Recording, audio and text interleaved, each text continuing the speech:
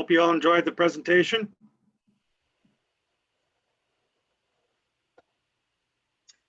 Conrad, I know you answered some questions. Are there any that aren't answered yet? There was a question about the list of people who are on the Fallen Dam. The Fallen Dam was used more than once to bring Mennonite to Paraguay. It was used in 1948, I think it was, to bring Mennonites from Manitoba to Paraguay. 48 was it 26, one of those two. And there is a list that I have a photocopy of a list from there. But this particular question was about the list of Mennonites moving from Europe to Paraguay.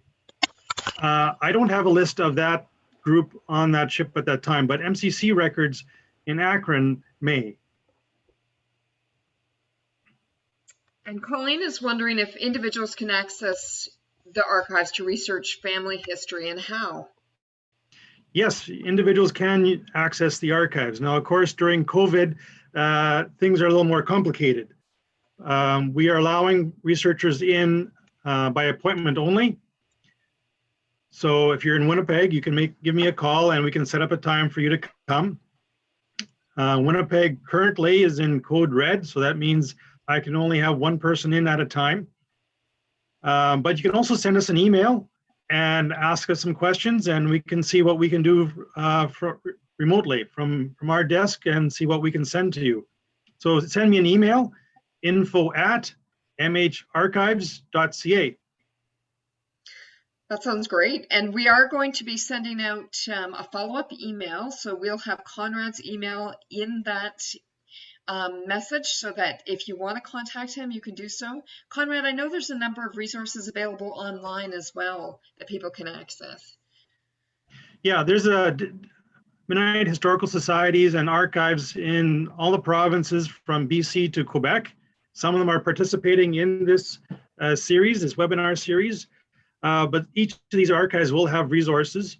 There's something called the Grandma database, grandmaonline.org. That's a database of about 1.4 million Mennonites of the Low German descent.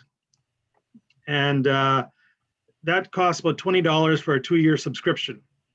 You can also go to MennoniteGenealogy.com, and there they have a number of documents that have been translated. So not the documents themselves, but translations of documents. And it's divided by region, Prussia, Russia, Canada, and so that can also be helpful. Great. We can include links to those in the email as well. Margaret is asking, what's your oldest possession in the archives? Well, one of the oldest things is a songbook from Spain that comes from a monastery. In the first session that I did, we had a little feature on that. So the book is maybe, I don't know, 2 feet wide and 4 feet long, weighs about 50 pounds. The covers are made out of wood and the hinges are made out of metal. So that dates from about the late, they don't know exactly, there's no date on it, from the late 1500s, early 1600s. Great. And Lynette is wondering, is the MHA involved in any digitization projects to make materials more broadly available? Yes, we're involved in digitization projects. The best example is the MAID project, Mennonite Archival Information Database. So you go to ARCA, we'll send out a link. And it's a database that holds photographs. So we've digitized photographs and put them on this database together with about 14 other Mennonite archives in North America. So not only our photographs, we have about 30,000, but archives from 14 different archives will have photographs on there. So we're always looking for different ways of digitizing things. Of course, it takes funds to do that. Not only funds to digitize them, but funds to store it long term. In an archive, we want to keep things forever, right? So you pay to digitize things, but then you got to pay to store them, not just 1 year, 2 years, 3 years, but forever. So those costs can be large and need to be factored in. So we want to do things cautiously, but yes, we are working on new systems and projects around digitization to provide access to materials. That's great. Speaking of photos, Conrad, Gary Schmucker is wondering who took that panorama photo that was so amazing, and then where it was taken. I forget the photographer's name, but it was done, I think, in Freeman, South Dakota in 1923. Okay, that's cool. And Erica is wondering where she can buy archival storage boxes such as yours, preferably a Canadian source. Is there like a shop where you get all that stuff, or do you have to buy them online? Where do you get that? Go to Carr McLean, C-A-R-R, Carr McLean, and that's where we get all our archival materials. They have a thick catalog of different materials where you can get different kinds of things for photographs, boxes, gloves, you name it, they got it. Carr McLean in Toronto. That's great.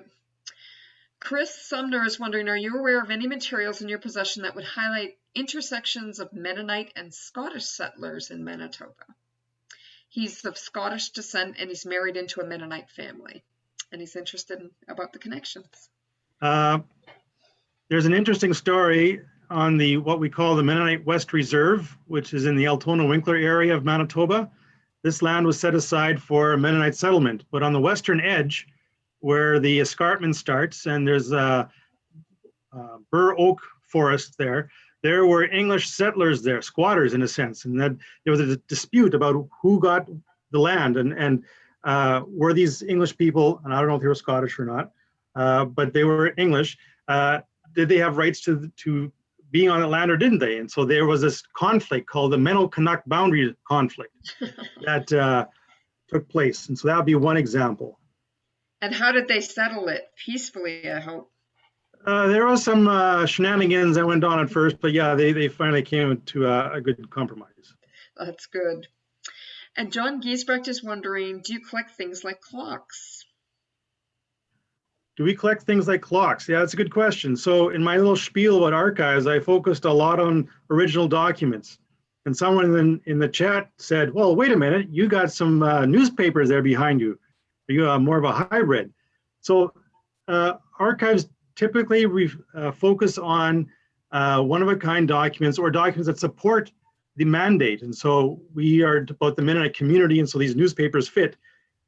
When it comes to clocks and 3D objects, they are usually better stored in a museum. We have one such clock on display, but it's an exception more than something we usually collect. So the first thing I'd suggest is connecting with a Mennonite museum such as the Mennonite Heritage Village in Steinbach. Yeah, or send me an email and we can talk further. And so have you ever sent things to the Mennonite Heritage Village? Like yeah, we've had a few things on display there at the museum, including the one clock that we do have. We've also sent some things to the Canadian Museum for Human Rights. They have a replica tongue screw that we have on display at the Museum for Human Rights. Randy Clausen says, Conrad, thank you for recognizing the amazing translation work of Esther C. Bergen, who also gave us access to many hymns of faith. He says he recalls many visits with her and discussions about her translation work. Thanks, Randy. I'll have to follow up with you on that sometime. And Erica has a question for the archivists, people who would like to be archivists. Where did you get your training? Is there an archive school? Where do you train for something like that? There are 3 archive schools in Canada, one in Toronto, one in Winnipeg, and one in BC. I did a lot of on-the-job training and hands-on. I went to workshops and stuff like that. And then I also did some schooling on archives. That's great. When did you know you wanted to be an archivist? Is this something that started in childhood? Did you save artifacts and documents? Do you have all your diaries somewhere in a box? It started with a grade 11 history project where my teacher said, you got to do a family history project. And so my mom really enjoyed the family networks. And so I went with mom interviewing old relatives. Some of like my great grandfather's sister was still alive and interviewed her. And that got me hooked. Nice. Okay, looking for more questions here. We do have quite a few. There was a question here from Dave Taves about Tegenhagen, Prussia, and that picture that I showed. Is there a copy of a photo available? Yeah, if you send me an email, I can send you a copy of it. It's kind of big, so I'll have to see how I can reproduce it. But yeah, I can send you a copy of it. And as far as Tegenhagen, that's a location in Prussia. If you go to that MennoniteGenealogy.com website, I think there are some documents from Tegenhagen that have been translated, so you could take a look at that. And there are a few storage questions too. We've got some budding archivists in the crowd here, Conrad. What's a good way to keep original newspaper articles, Berna wonders? Yeah, newspapers are a problem because they are usually printed on acidic paper, and newspapers are not really designed to be kept long term. So after a while, they disintegrate. So one way to deal with that is to photocopy the newspapers. If you have newspaper clippings in a binder or something like that, to photocopy them. Nowadays, it's not that much more expensive to do it in color. So then you would have the color photocopies and then the originals. And whenever you wanted to look at them, you'd use the color photocopies. Those photocopies will probably last longer than the original newspapers. The other option is that you can go through really expensive deacidification process where you wash it, and but yeah, that's worth a pretty penny. So I'm not sure if you'd want to go to that length. That's great. Mervyn is wondering if are there any intersections such as with the Hans Herr House and the Longhouse in Willow Street, Pennsylvania? We have not had a lot of interaction with other, especially American museums. It is interesting to note we have in our series this time around, we have 3 Canadians presenting and 2 Americans, and in the winter it's about equally balanced, so it's coming together of museums and archives across the nations.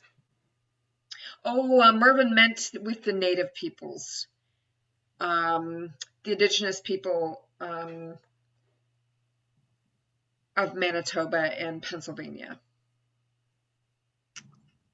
Any connections? You mean connections between Mennonites coming to Manitoba and Aboriginal peoples? Is that the question? I think he's wondering, yeah. So Mervyn, you've added something here in the chat, Mennonites and Native people. Okay. So when the Mennonites came in the 1870s, Aboriginal peoples were on reserves at the time, separate lands set aside for them. And there's been quite a bit of interest in that question recently. How much interaction was there between Aboriginal peoples and Mennonites? And surprisingly, I have not seen a lot of evidence of that in the documentation. You'll find bits and pieces, but not a lot. So I don't have a lot of stories to talk about that kind of interaction between Aboriginal peoples and Mennonites in Manitoba from what I've seen in the documents. Okay, thanks. And Shelley has a really good question. You touched on this a little bit, Conrad, where the granddaughter who translated her Martin, was that? Yeah, his diaries. And was she uncomfortable? Was she sorry? And you get that problem a lot where people are maybe sorry for the things they discover about their ancestors. Are they ever disappointed or? People are surprised with what they find. Mm-hmm. They find things that they don't expect.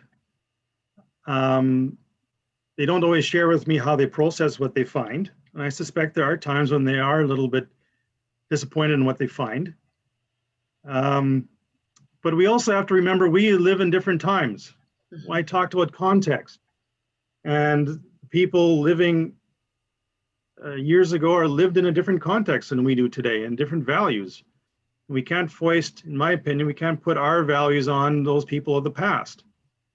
We can't expect someone to send an email message who lived 300 years ago. So yeah, there are some times when we find things that we don't know exactly what to do with or how to process that. That's great. Doug is asking, do you have any archives from Swiss Mennonites? We have very little from the Swiss Mennonites. If you want Swiss Mennonite genealogical and family materials, Mennonite Archives of Ontario, my friend Lorene Harder-Gissing is the person to talk with there. And then there will be more places in the US that would have stuff on Swiss Mennonite story. And then of course, going to Switzerland itself. Excellent. I think we're going to wrap up here in a minute or two. Does anyone have one last burning question that they want to ask Conrad? Yes, Mervyn is mentioning Lancaster Mennonite Historical Society and Mennonite Church USA archives also have good stuff on Swiss Mennonites. And Jason Kaufman from Mennonite Church USA is going to be sharing in this series, and Lancaster Mennonite Historical Society, Jean shared from there the last time, so those recordings are available. Thank you so much, everyone, for joining us, and we will send you a follow-up email with resources and some of the things that Conrad has shared tonight. Thanks again, Conrad. That was wonderful to see inside the archives, to hear your heart and your passion about why it's so important to keep our memories alive, and just the importance of documenting and carefully protecting the Anabaptist story. Right, Thank you all for joining us, and I was pleased to be part of this. Sorry to cut you off. No problem. Have a great night. All right.